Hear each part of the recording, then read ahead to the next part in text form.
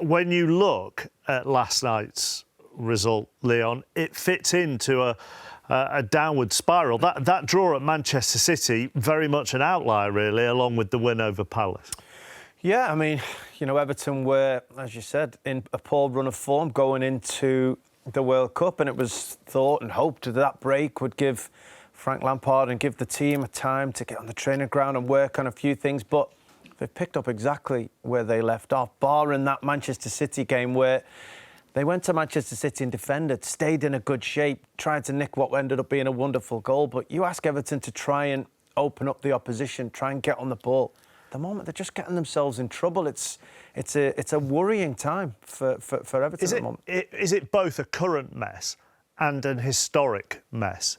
If you look at the signings under the Moshiri era, there are 18 signings under him that have cost £20 million plus. That takes you to £475 million on those players.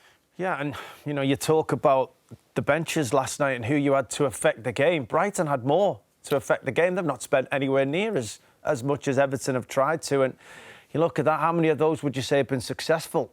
Maybe 2, maybe 3 of those players. Some are obviously still at the club and could progress to that. And you can see it. It's such a frustrating time for Evertonians. You're not sure what style they're playing. You're not sure how many of those players contribute each other. And yet the investment has been so huge. It's the club are only at the minute only going one way, and that is downwards. Does everybody take the blame, from board to scouts to directors of football to board? I think board. You can't have as many managers that they've had and sacked as many managers. Al was saying it the other day, and continually blame the managers. That's what I was saying about Brighton. The way they've sorted out their academy, their recruitment, their owners, the managers. That's why you could take out someone like Graham Potter, bring in De Zerbi, and everything's still fine because the structure and infrastructure, the whole place is in place. And that's what Everton haven't had for many, many years.